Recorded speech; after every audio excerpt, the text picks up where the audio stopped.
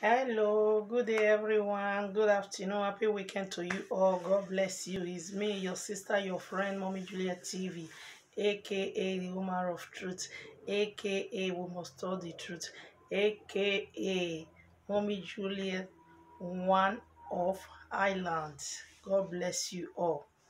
So today I get topic when I bring come. This topic, everybody go learn for inside. You go learn, me go learn, everybody go learn. Our suffer dey talk am. I don't want just rush am. Suffer dey bring am one by one so that all of us we go enter our head well. We all for they made mistake for inside our matrimonial. Now see they talk. You understand? We know they learn finish. As me they learn, as all of us they learn. I will use this opportunity. Might take great my subscriber. God bless you all for supporting me in this my YouTube. God bless you for supporting me in this my platform. God bless you for everything. My returnees, I love you all. If you be person wey see they watch me, we never say subscribe. Please, my brother, my sister, we are all one. When you support me, I support you. Please try and subscribe after this topic. Even though say you don't like am, just subscribe. You hear me, I like una. Eh. Okay, oh, happiness is free, guys. You have to be happy. Give yourself happiness. So, my not drive go another place. My topic will bring me come today. As I dey talk here, you know, say with the disgwangwara here, I must disgwangwara. We know they sort each other, but we must talk the truth. Okay? So, my topic of today say, learn how to be listening or learn how to keep quiet when your partner is talking. Na two way I put am. And not be only one person they talk to. It's for man and woman 50-50. Now this topic be. No your thoughts. Now you they talk to who listen. Go say, come listen. Now you are the talk to. No. Maybe they your house now woman they do. Maybe they your house now man they do. Let me tell you now say now 50-50. Learn how to listen. Learn how to keep quiet when your partner is talking.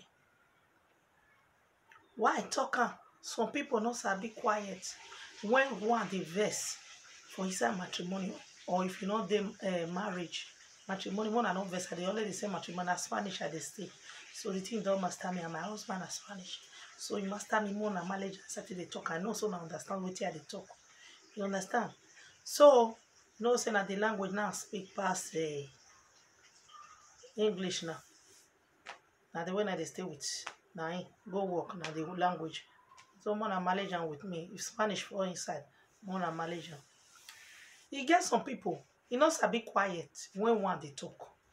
When one they talk, it good make one quiet. You go there, you let her talk with it in mind. I don't feel talk this topic. I want to bring her coin again. Let her talk. When you don't finish for what you want to talk, make you quiet. If you not feel quiet, tell her say don't do is okay. If he tell you say not they okay, you go rest. As me be my own defense, I will say it's okay. So it's not they okay, I'll come quiet. I'll they look at. You go talk, go here, you go talk, come, you go talk, go this, you go do. I not go answer her. Why? I not the answer her. May not come be say the quarrel will be small. You can't make her long. When you don't answer, you can't talk with you versa again.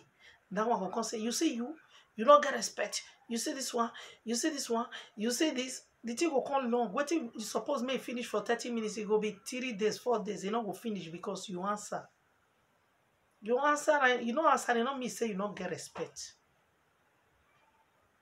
Now just make peace reign. I don't feel talk and say now two character and I come together. Two character come together. No be the same mama, no be the same papa. Mama will train you, get as it train you. Mama will see trainer, get as it trainer. You understand? So una can't jump together like this. As una jump together, una will learn how to live together without everything. Bag, go. Go the kill your ma, go the kill your pa, you the crazy, you the man, see slap for high go. And another one I want talk. Man with the beat woman, not trying again. No beat woman. You know good. Mat they use and talk. No the beat. Another one I want see talk. Woman where they beat man. Now it was pass. I not say I say me man they beat or I say me man not trying. But woman where can't use raise up a hand. You can't was your husband slap. If you born man for her, so woman go beat her. Me you know I say Pepe. because na seed wey you sow. Not to say God forbid o. If you dey inside your house, you say God forbid, na lie. If you don't beat your papa, they must beat that your son. Woman must beat am, must deal with am. Woman must deal with am well well. May you know the pain as it be. When the boy will come, may you feel the pain. Because na person I born that man who you dey beat. As me be now, I dey go 20 years when I take marry my husband. I see the talk when my husband take marry me. I never raise up my hand beat my husband one day. I want die. Now you buy see the talk now. Oh, you not go beat you. You go say it don't finish. Sakabo. I beg, enough fit for trouble. Carry your wall go. I go. Wait till I curse. I use my hand scatter my matrimony. I know they try am. Mama no beat my pa. One day. I don't see and say mama give my pa woe. Where I for can't learn that bad character. Where I for can't learn that useless character. I don't know. So I don't feel see do one. I don't go even they say I daydream, I go fast for her. I go so Holy Ghost fire. Any bad spirit that want to use me to do that, I come against you. In the mighty name of Jesus. Why you go do that kind of thing as a woman? If you do that kind of thing as a woman, no man go manage you. No man. You feel born 20, born 30. Now born you they born, they go there, they use you, they go. No try am. I know say get some man where their mat no good. They will use their mat finish the woman. If you know if you be a carry cloth waka comot, go. May you let her talk finish. So far you no knack you. So far you no knack. Now in mat may talk. They say Bini, they say now waiting hot. Now they breathe hot slap. Waiting hot for mat where you speak on mat. Now they break hot slap. They will not turn or you beat it. That be the thing.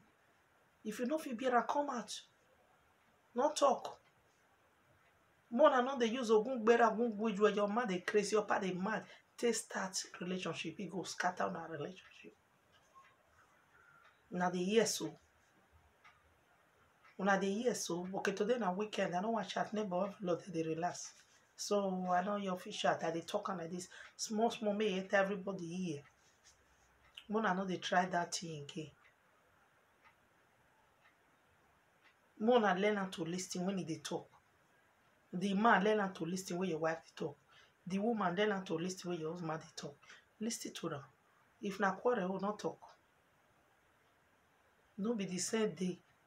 Crispessy, two Crispessy, they start their own. You will let them talk in mind. If you don't talk in mind, na me be you like me. If I don't talk my mind, I never rest.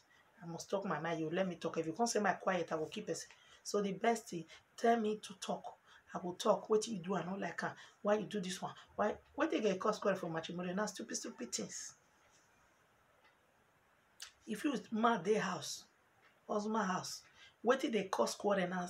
Small, if you can't sit down, they think you say that this small thing, I just call this called big quarrel.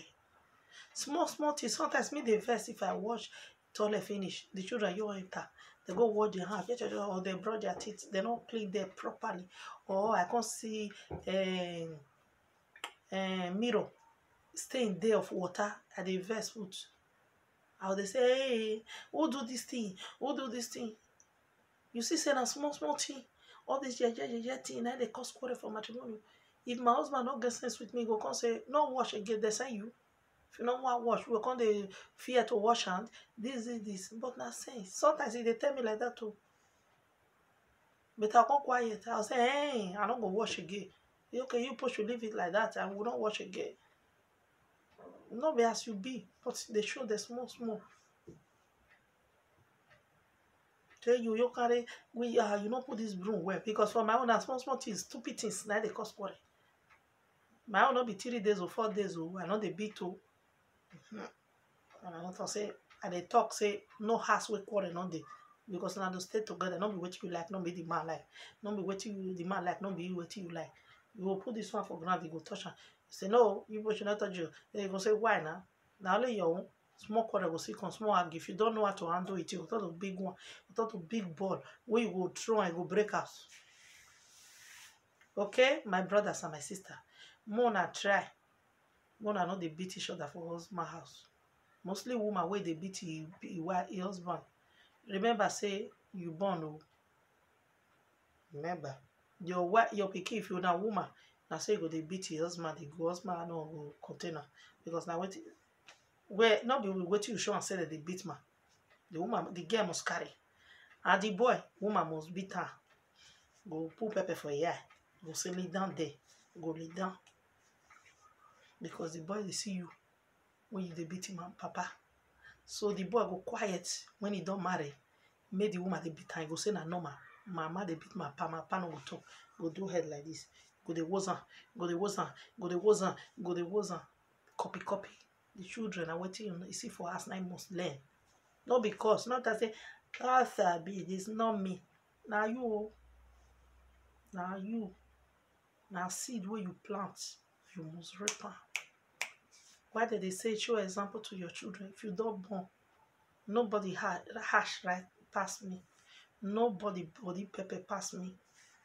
If you don't born, because of the children, you shut up. Show them good example so that when they reach outside, shame no good day for you. Though they say na mama born am. If they go husband house, they'll see this speaking mama to trainer. Mama to trainer. I beg. When I know they use pepper body, they disgrace una in front of children. When I know they beat each other, man don't beat your wife. Woman, don't try it to beat your husband. Now useless woman, they slap your husband. A useless woman, they beat your husband. Woman where they not train, come from bush. Bush people even serve even better pass you. When I not saying na me, they thought to no. Take this advice. Where if they made mistake, just take her. Say why this woman, they husband for many years. Now in your own story, now they bring on a small. Many years now they.